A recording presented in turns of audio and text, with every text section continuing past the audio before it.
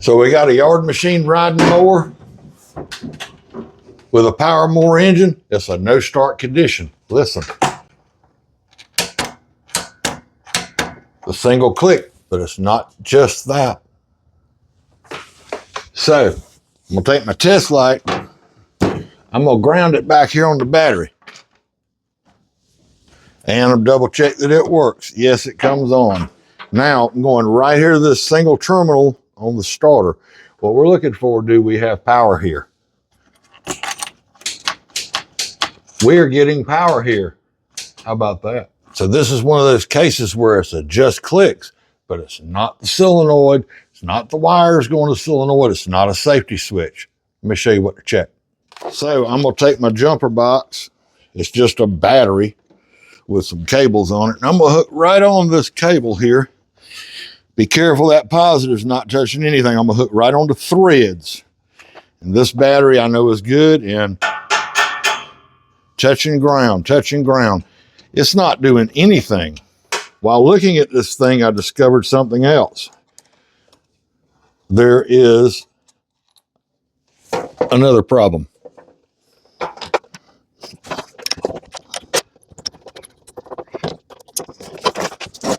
I want you to look right down in there. The solenoid isn't even mounted. It's just flopping around. Now, sitting down in there like that is very easy to short out, but in this case, it would not cause it not to work, because what we have in this machine is a 4-post, 1, 2, 3, 4, okay? If we had a 3-post, 1, 2, 3, it would have to be grounded in order to work. If you want to learn everything there is to know about these, I've got 2 Just Clicks videos. I'll put a link to those down in the description. So I'm going to get a bolt and mount this thing up so it's not flopping around and can't short out. I'll give you a brief on these. One side of the big terminal goes to the starter. The other side goes to the battery. It does not matter which way you hook them up. Okay, second, you've got 2 small terminals. One is your ground, okay, which is generally operated grounds through the safety switch system. The other side is your hot that comes when you turn the key to start, it sends power. Does not matter which way you hook these up either. It's just a switch, folks. This one, the 3-post, a little different. It grounds through the frame. Does not matter again, starter or battery, right here.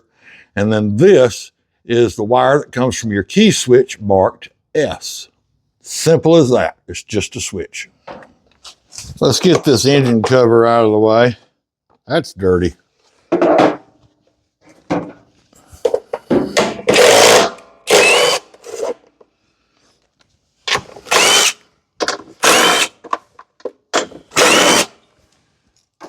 And then on the front, we've got just 2 little bolts up here. Just loosen those up. They were already loose. And lift it off, just like that. Now what we're aiming to get out, obviously, is the starter. But if you look, you got 1 bolt here holding it on and 1 here holding it on. This one's not coming out all the way. So there are 2 screws right here, T30 I think they are. And we'll buzz them, and that way this whole tank and bracket will come up out of the way.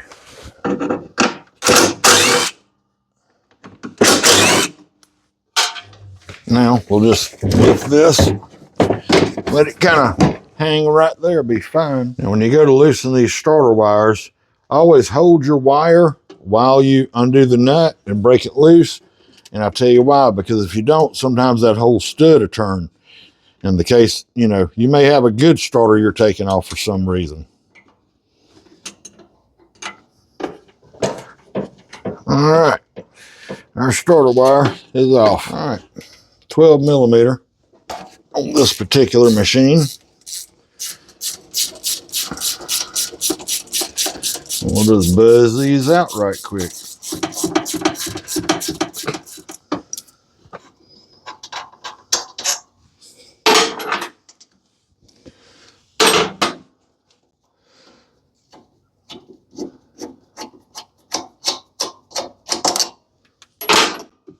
Now, There's our starter. Be careful, there's two little keepers right here, little alignment pins. Those should just slide right out of the block, or either they may be stuck in your starter. Some people ask me about what kind of jumper box I got.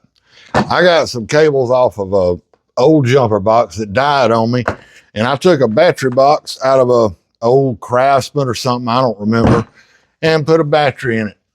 And every once in a while, I'll just stick it over there on the trickle charge. Now, the reason you saw me hook on directly to the threads on the starter and then hit the ground is because if you hook your ground up and then use the positive to, like this here, to hear if it runs, what you're going to do, you're going to mess up your threads on your starter. Now, as you saw on the machine, this starter would not work. I got my positive hooked up on the threads. You see, nothing's happening. Let's hook up to the other one. I ordered a new one right off the internet. Hook it up there. Watch this. This is going to be fun. Hear it? Let's see what's wrong with that one. So with this one not doing anything, that's telling me that either the wire or something is broken inside here. Maybe the brushes, maybe, who knows? Let's find out. So let's just start right here.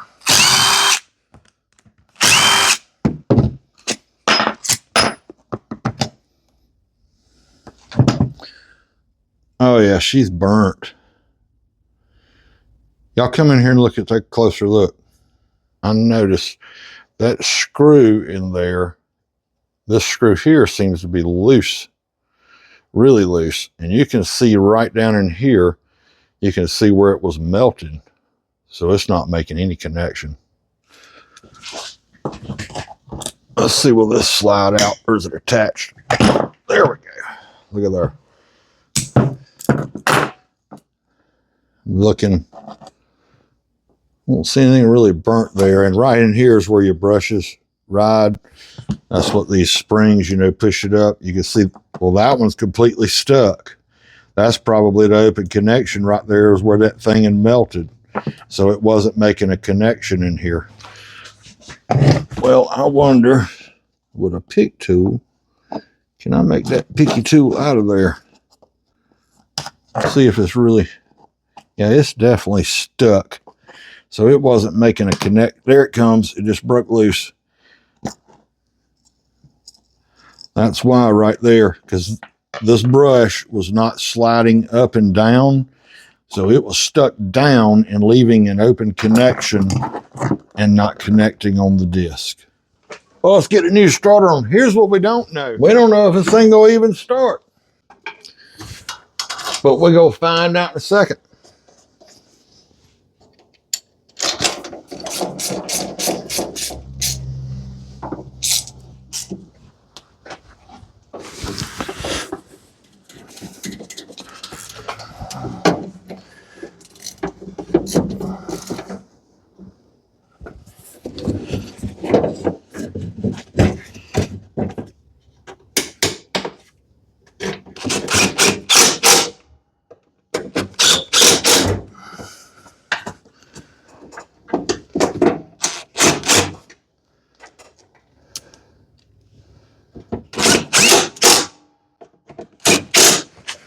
Now off camera, I went ahead and put that bolt on that solenoid, mounted it back to the frame. And now I'm gonna hook the battery up and we're gonna find out what's gonna happen. We might have other issues. I don't know. Now, if it does fire up, I'm gonna only let it run a second because I got the air conditioning on and the door shut. You know me. It's hot out there. Let's see. Dead as a hammer. All right, y'all hear that fast? Tells you that's a dead battery. Hold on, let's jump it.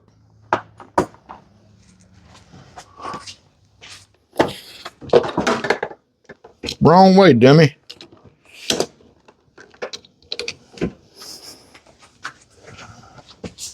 All right, now let's see what happened. Turns over, she ain't fired up yet. Make sure my toes is out from under that deck.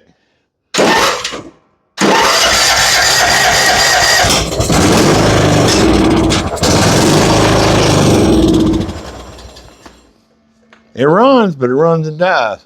What now? Now, as you can see, this battery is 624. And we got a nickname for these. They call them Everstart. I call them a Never Start. This old Interstate, corroded up, still kicking chicken. Daggone, that's a 722. Well, here's the new plan. I'm gonna just slide this cover down on here so it doesn't run hot on me, maybe. We're gonna push it outside and let it run on choke a little bit and see if we can get it to clear up. Well, it's bright out here, y'all. Here we go. Set the parking brake, fire it up and see if she'll clear herself up. If not, we're gonna be doing some carburetor work. Still on choke.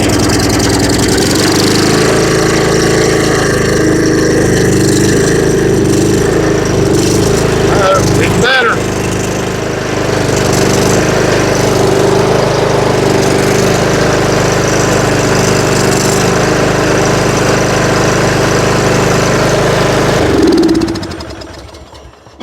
Of course, I go outside and now it's gonna run perfect. So sounds pretty good. Smell a belt burning. I think we got to look into something else though. So we smelt belt burning out there, but I noticed something. If you look right here, somebody has put a new spindle on right there. And let's go over to the other side. I noticed something else. Well, it's got new wheels and new brackets here. And then that blade, that thing is really kicked over too far. That's bent. So it's got some other issues down here. So we'll address that after the fact. I'm gonna stop this video here. At least we got her back running. Hope you learned something.